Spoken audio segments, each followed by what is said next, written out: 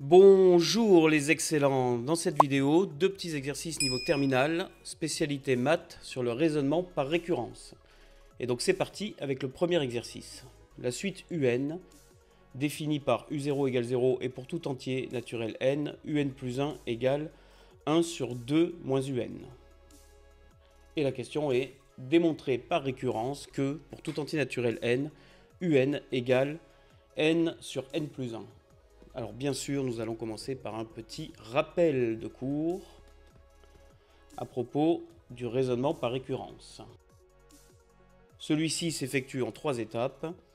Il y a d'abord l'initialisation, l'hérédité et dernière étape, conclusion. L'initialisation, il s'agit de vérifier que la propriété qu'on nous propose est vraie pour le premier rang. Alors ici j'ai indiqué P0, P de 0, mais le premier rang, ça peut être le rang 1, dans ce cas-là ce serait P de 1, et plus rarement un autre rang. Mais dans 90% des cas, c'est le rang 0 et le premier rang, et dans pratiquement tout le reste, le premier rang, c'est le rang 1. L'hérédité, il s'agit de démontrer que si Pn est vrai, alors P de n plus 1 est vrai aussi. Et enfin la conclusion consiste à dire que donc la propriété P de n est vraie pour tout n. Donc ici c'est pareil, j'ai écrit pour tout n appartenant à grand N, c'est dans le cas où le premier rang c'est le rang 0, sinon si le premier rang était le rang 1, on devrait écrire n étoiles. Alors ici, j'ai rappelé, dans ce petit rappel, j'ai rappelé le principe du raisonnement par récurrence. Mais il y a une rédaction à connaître absolument, que l'on va voir quand on va résoudre l'exercice, notamment au niveau de la partie hérédité, mais la rédaction, on la fera quand on va résoudre l'exercice. Alors, donc on nous parle d'une suite UN, on nous dit qu'elle est définie de la façon suivante, on nous donne le premier terme, U0 égale 0, et on nous donne une formule de récurrence, donc c'est une suite définie par récurrence, et on doit démontrer à l'aide du raisonnement par récurrence que UN égale n sur n plus 1. La première chose à faire, c'est de définir la propriété Pn. Puisque vous voyez, dans le rappel que j'ai fait sur la droite, on parle de P de quelque chose. P de 0, P de n plus 1, etc. Donc en fait, à la base d'un raisonnement par récurrence, il y a une propriété. On peut appeler ça une proposition aussi. Qu'est-ce que c'est qu'une propriété, une proposition? C'est une affirmation. Et avant de faire le raisonnement par récurrence, on ne sait pas encore si cette affirmation est vraie ou fausse. Donc c'est une affirmation, pour l'instant on ne sait pas dire si elle est vraie ou fausse, et le but du raisonnement par récurrence, ça va être de prouver que cette affirmation est vraie pour tout n appartenant à n par exemple. Donc ici, la première chose qu'on doit faire, c'est définir notre propriété P de n. Et puisque P de n c'est la propriété que l'on doit démontrer, dans ce cas-là on regarde dans l'énoncé, et qu'est-ce qu'on doit démontrer d'après l'énoncé? On doit démontrer que UN égale n sur n plus 1 pour tout entier naturel n. Ça signifie qu'on va définir la propriété P de n comme étant cette égalité. Donc on écrit soit P de n, alors on peut écrire P de n entre parenthèses ou P indice n, ici je vais écrire entre parenthèses, soit P de n, la propriété, on peut dire proposition, deux points, et c'est très important d'ouvrir les guillemets, UN égale n sur n plus 1. Pourquoi c'est important d'ouvrir les guillemets? Parce que si on n'ouvre pas les guillemets, ça veut dire qu'on est en train d'affirmer que UN égale n sur n plus 1. Or, on doit le démontrer. Donc tant que ce n'est pas démontré, on est obligé de le prendre entre guillemets, comme avec des pincettes en quelque sorte, parce qu'on ne sait pas encore si la propriété va être vraie pour tout n, ou fausse pour tout n, ou vraie pour certains n et fausse pour d'autres n, pour d'autres valeurs de n. Donc la première étape très importante, si ce n'est pas fait dans l'énoncé, vous devez définir la propriété que l'on va démontrer. Et ensuite, on indique sur sa copie ce qu'on s'apprête à faire, c'est-à-dire on va écrire « Démontrons que P de n est vrai pour tout n appartenant à n par récurrence ». Et donc on commence avec l'initialisation, et donc on l'indique sur sa copie. Donc l'initialisation, il s'agit de vérifier que P de 0 est vrai. Donc on va écrire par exemple pour n égale 0. Pour n égale 0, on a... Donc là on peut réécrire P de 0, mais attention, encore une fois avec les guillemets. Puisqu'on n'a pas le droit d'affirmer pour l'instant que U0 est égal à 0 sur 0 plus 1, parce qu'on ne l'a pas encore vérifié. C'est ce qu'on va faire maintenant. Donc la rédaction que je vous suggère très fortement, c'est une rédaction de type d'une part, d'autre part. Donc on va écrire d'une part et on va s'occuper du U0, et ensuite d'autre part, et on va s'occuper de cette formule-là. Donc d'une part, U0 égale 0, c'est l'énoncé qui nous l'a dit. L'énoncé a bien précisé que U0 est égal à 0. Donc d'une part, U0 égale 0, et d'autre part, 0 sur 0 plus 1 égale 0 sur 1 égale 0. Ça, c'est la formule qui nous l'a indiqué. Donc, attention, on doit bien prendre avec la formule d'une part et l'énoncé d'autre part. Donc le U0, c'est ici qu'on le traite. Donc d'une part, on dit ce qu'est U0, parce que la plupart du temps, on le connaît dans l'énoncé. Et d'autre part, cette fois-ci, on parle de la formule qui correspond à P de 0. Et donc là, qu'est-ce qu'on voit? On voit que d'une part, ça fait 0. D'autre part, ça fait 0 aussi. On peut donc dire que les deux sont égaux. Et là, ce que je vous conseille, c'est de réécrire la formule de la façon exacte explicitée dans la propriété P de n. Pourquoi? Parce que nous, c'est ce qu'on doit démontrer. P de 0, c'est censé être U0 égale 0 sur 0 plus 1. Donc nous, on a besoin de vérifier en fait dans l'initialisation que U0 est bien égal à 0 sur 0 plus 1. Parce que là, si vous mettez le résumé 0 à la place de ça, donc U0 égale 0, on n'a rien prouvé puisque c'était déjà écrit dans l'énoncé. C'est pas juste 0, c'est le 0 qui vient de cette formule. C'est-à-dire que, pour le redire encore d'une autre façon, ce U0, il est là, et on a vu que ça faisait 0. Cette formule, elle est là, et on a vu que ça faisait 0. Et vu que 0 égale 0, on a U0 égale 0, qui est égal à ce 0, qui est égal à cette formule. Et donc le résumé, c'est U0 égale cette formule. Et c'est ça qui est important à indiquer. Vous remarquez qu'ici, il n'y a plus les guillemets. Pourquoi? Parce que ça, on vient de le prouver, on vient de le démontrer. On vient de le démontrer dans les deux lignes précédentes. Et donc, on ne le prend plus entre guillemets, on ne le prend plus par des pincettes, parce que maintenant, on sait, on est sûr, on vient de prouver que c'était vrai. Donc en fait, on peut l'affirmer, c'est-à-dire on enlève les guillemets. Et puisque on sait que ça, maintenant c'est vrai, puisqu'on vient de le prouver, la fin de l'initialisation, c'est donc P de 0 est vrai. On peut passer à la partie hérédité. Alors la partie hérédité, c'est là qu'il y a une rédaction très importante. Donc je vous fais la rédaction et après je vous explique.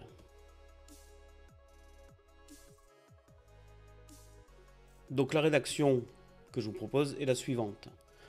Certains profs ont leur propre façon de faire, mais mathématiquement c'est équivalent. Ce qu'il est important, c'est de dire que on fait comme si, d'accord, on fait comme si, donc d'où le supposons, on fait comme si on avait dégoté un certain entier n pour lequel la propriété P de n est vraie. On fait comme si. Et à partir de cette supposition, admettons on a trouvé un n tel que P de n est vrai, à partir de là, on doit démontrer que P de n est vrai. Et donc là, on a le mot alors qui est très important parce que ça veut dire démontrons alors que P de n plus 1 est vrai.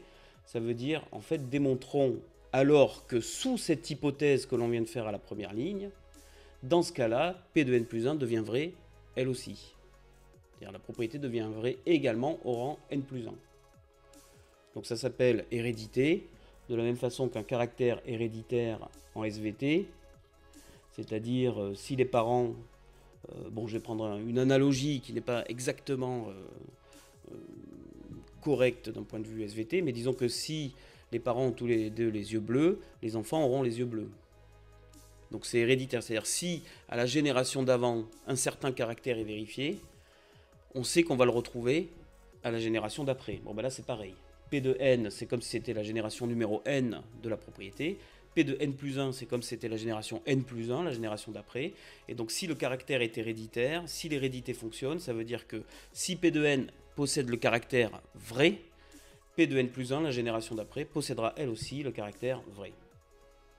Alors quelque chose qu'on peut rajouter, qui n'est pas inutile, par exemple supposons que P de n est vrai, et là on peut se rajouter c'est-à-dire, et on remet la formule, pour un certain appartenant à n, démontrons alors que P de n plus 1 est vrai, c'est-à-dire, et on peut se remettre la formule. Donc ça, c'est un peu au choix de chacun, ce n'est pas indispensable. Mais donc, comme vous l'avez compris, on doit partir de ce qu'on appelle l'hypothèse de récurrence. L'hypothèse de récurrence, c'est quoi? C'est ce qu'on a supposé. UN est bien égal à n sur n plus 1. Et à partir de là, on doit démontrer que P de n plus 1 est vrai aussi. Alors P de n plus 1, ça voudrait dire quoi? P de n plus 1, ce serait UN plus 1 égale n plus 1 sur n plus 1 plus 1. C'est-à-dire évidemment P de n plus 1 c'est quoi? C'est la même formule que P de n dans laquelle on remplace les n par n plus 1. Donc ici on avait n plus 1, donc là on a n plus 1 plus 1. C'est-à-dire en fait n plus 2. Et c'est bien de l'écrire sous cette forme. Et donc ici on est dans le cas où la propriété à démontrer est une égalité. On doit démontrer que un certain terme de la suite est égal à une certaine formule. Et donc ce qu'on peut faire c'est commencer directement à exprimer UN plus 1. Donc on va écrire UN plus 1 égale. Alors, on a le droit d'utiliser à ce niveau-là ce que l'énoncé nous a donné comme étant vrai, ce que l'on sait à partir de l'énoncé, et on a le droit aussi d'utiliser l'hypothèse de récurrence. C'est-à-dire qu'on a le droit d'utiliser que le UN particulier qu'on a supposé est bien égal à n sur n plus 1, et on a le droit d'utiliser le fait que U0 égale 0 et le fait que UN plus 1 égale 1 sur 2 moins UN. Très important, on n'a pas le droit d'utiliser que UN plus 1 égale n plus 1 sur n plus 1 plus 1. Pourquoi? Parce que c'est ce qu'on doit démontrer ici dans l'hérédité. Donc comme j'ai dit, on peut utiliser l'énoncé, donc on sait que UN plus 1 c'est 1 sur 2 moins UN. Ça c'est d'après l'énoncé. Qu'est-ce qu'on peut faire maintenant? Bon, ben, d'après l'hypothèse de récurrence, on peut dire que UN égale n sur n plus 1. Donc on va pouvoir remplacer ce UN. Ce remplacement, on a le droit de le faire d'après l'hypothèse de récurrence. Maintenant qu'on a fait ça, on va arranger cette expression en mettant ici au même dénominateur, rassemblant les fractions, puis simplifiant la fraction dans la fraction.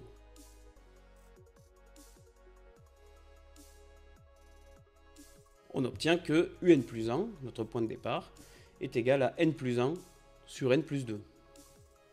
Que l'on peut réécrire n plus 1 sur n plus 1 plus 1.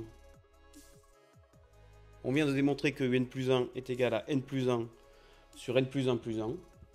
Et c'est ce dont on avait besoin pour prouver que Pn plus 1 est vrai. Donc on vient de démontrer que Pn plus 1 est vrai.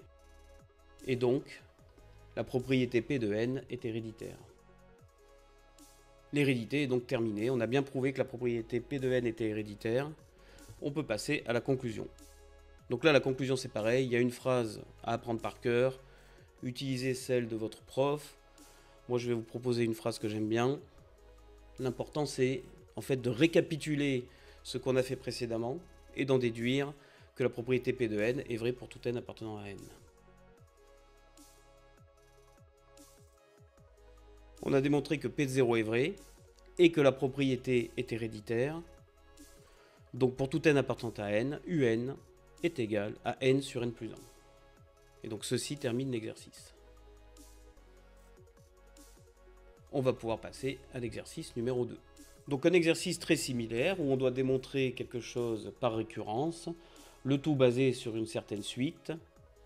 Mais la différence avec l'exercice précédent, et c'est pour ça que j'ai mis ce deuxième exercice, pour vous montrer un autre cas de figure, la différence c'est qu'ici nous n'avons pas une égalité à démontrer, mais une inégalité, et même une double inégalité. Mais le principe du raisonnement par récurrence, c'est le même.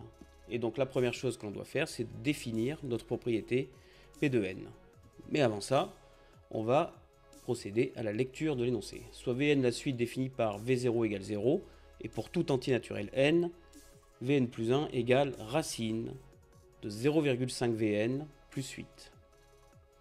Démontrer par récurrence que pour tout entier naturel n, Vn compris entre 0 et 4. Donc on définit la propriété P de n comme étant Vn compris entre 0 et 4, et on écrit ce qu'on va faire. Démontrons par récurrence que pour tout n appartenant à n, P de n est vrai. Et donc c'est parti avec l'initialisation. Donc encore une fois, je rappelle, quand ici j'écris pour n égale 0, P de 0, 2 points, ouvrez les guillemets, 0 inférieur à V0 inférieur à 4, Je n'affirme pas que P de 0 est vrai pour le moment. Je ne fais que traduire ce que veut dire P de 0. P de 0, c'est la propriété qui consiste à dire que V0 est compris entre 0 et 4.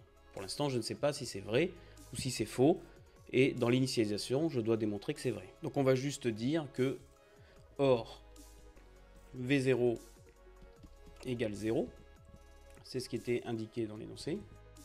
Et on sait que 0 est inférieur ou égal à 0, qui est inférieur ou égal à 4. Et donc, quand j'écris 0 ici, je ne parle pas juste du chiffre 0. Je parle de ce 0 qui est là, qui est en fait V0. Je peux donc conclure que donc V0 est compris entre 0 et 4. Pourquoi? Parce que ce 0, c'est en fait le V0. Et donc je remplace ce 0 par V0. Et donc là, j'ai démontré que P de 0 est vrai. Alors j'insiste beaucoup sur la rédaction de l'initialisation. Pourquoi? Parce que quand on regarde le truc, on dit ah ben V0 c'est 0, donc oui c'est bien compris entre 0 et 4. Ok, ça semble super simple, mais si on ne fait pas attention à la rédaction, on a vite fait de raisonner en fait à l'envers, d'écrire un raisonnement à l'envers, et ça, chez les profs qui vous corrigent, ça va pas passer. Le prof qui vous corrige va dire bah non, le raisonnement est mal fait, tout ça. Donc en fait, il faut bien le dérouler, bien dans l'ordre. On peut donc passer maintenant à l'hérédité. Donc là, comme d'habitude, la phrase.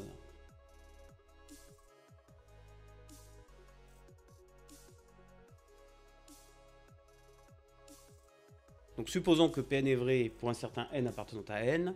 Ici, j'ai inclus le c'est-à-dire. C'est-à-dire que pour cet entier n particulier, on a bien 0 inférieur ou égal à Vn inférieur ou égal à 4. Démontrons alors que Pn plus 1 est vrai, c'est-à-dire que 0 est inférieur ou égal à Vn plus 1 qui est inférieur ou égal à 4. Donc la différence avec l'exercice précédent, c'est qu'ici on a une inégalité, et donc on va pas pouvoir, ça ne va pas nous aider de calculer directement Vn plus 1. Ici on va devoir partir de l'hypothèse de récurrence.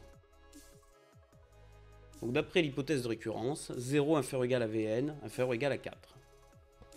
Et ensuite, on va procéder avec la technique de l'habillage pour en arriver à un encadrement de Vn plus 1. C'est-à-dire que grâce à l'habillage, donc je vais dire ce que c'est pour ceux qui ne connaissent pas, grâce à l'habillage, on va transformer le Vn en Vn plus 1. Donc l'habillage c'est quoi? Donc on sait que Vn plus 1 c'est racine de 0,5 Vn plus 8. Donc l'habillage c'est quoi? Ça veut dire que à partir de Vn, on va l'habiller, c'est-à-dire on va faire des opérations successives sur ce Vn pour le transformer petit à petit en Vn plus 1. Donc ça va être quoi les opérations? On va prendre le Vn, on va le multiplier par 0,5, on va lui faire plus 8, et puis après on va lui faire au-dessus de tout ça une belle racine carrée. Et le résultat ça va nous donner Vn plus 1. Donc il faut d'abord identifier les opérations successives, et ensuite les appliquer au Vn, mais aussi du coup à tous les membres de l'inégalité. Et donc la première chose, c'est qu'on va multiplier par 0,5 les trois membres de notre inégalité. Donc on calcule ce que ça donne, 0 fois 0,5, 0. Là on laisse 0,5 Vn. Et ici 0,5 fois 4, ça fait 2. Ensuite on va faire plus 8, qui nous donne 8 inférieur ou égal à 0,5 Vn plus 8 inférieur ou égal à 10. Et maintenant, on va appliquer la fonction racine carrée. Et on a le droit parce que la racine carrée est bien croissante sur R+. Au milieu, qu'est-ce qu'on obtient? On obtient Vn plus 1. Donc on va se l'écrire. Donc avec cette technique, on obtient que racine de 8 est inférieure ou égale à Vn plus 1 qui est inférieure ou égale à racine de 10. Mais nous, ce qu'on voulait, c'est que Vn plus 1 soit compris entre 0 et 4. Pas racine de 8 et racine de 10. Donc la technique dans ce cas-là, si vous ne vous êtes pas trompé, c'est qu'on doit élargir l'inégalité. On va dire que 0 est inférieur ou égal à racine de 8. Ça on le sait, puisque racine de quelque chose c'est positif, donc racine de 8 est supérieure ou égale à 0. Et on sait aussi que racine de 10, c'est inférieur ou égal à racine de 16. Car la fonction racine carrée est croissante. Mais que racine de 16, c'est 4. Donc là, on vient de démontrer que racine de 10 est inférieure ou égale à 4. Et donc du coup, qu'est-ce qu'on peut écrire? On peut écrire que 0, qui est inférieur ou égal à racine de 8, mais racine de 8, c'est inférieur ou égal à Vn plus 1, qui lui-même est inférieur ou égal à racine de 10, et racine de 10, on vient d'expliquer que c'était inférieur ou égal à 4. Et donc si on fait le résumé, c'est-à-dire si on oublie ce qui est écrit là et ce qui est écrit là, pourquoi? Parce qu'on n'en a pas besoin. Nous, on veut démontrer que Vn plus 1 est compris entre 0 et 4, c'est exactement ce qu'on obtient. Vu que racine de 8 est supérieure à 0 et que racine de 10 est inférieure ou égale à 4, dire que Vn plus 1 est compris entre racine de 8 et racine de 10 nous permet de dire que aussi Vn plus 1 est compris entre 0 et 4. Donc on peut dire que donc 0 inférieur ou égal à Vn plus 1 est inférieur ou égal à 4. C'est-à-dire que P de n plus 1 est vrai. Donc, la propriété est héréditaire. Conclusion. On a montré que P de 0 est vrai et que la propriété est héréditaire. Donc pour tout n appartenant à n, Vn est bien compris entre 0 et 4. C'était ce que nous avait demandé l'énoncé. Une dernière remarque, lorsque vous passerez l'épreuve de maths du bac, dans l'énoncé, ils ne vont pas forcément vous dire qu'il faut utiliser la démonstration par récurrence. Par exemple ici, comme c'est des petits exercices de début de chapitre, on vous dit démontrer par récurrence que Vn est compris entre 0 et 4. Bon, bah, au bac, ce sera plutôt un truc du style démontrer que pour tout n, Vn est compris entre 0 et 4. Et ce sera à vous d'imaginer que peut-être je peux faire la démonstration par récurrence et d'essayer, voir si ça marche. Voilà, ces deux exercices sont maintenant terminés. Si cette vidéo t'a aidé, pense à liker et à t'abonner. Pour d'autres ressources, va checker mon site web en description. Moi, je te dis à bientôt dans une prochaine vidéo. Et n'oublie pas, pour devenir excellent, c'est Lucien Prof.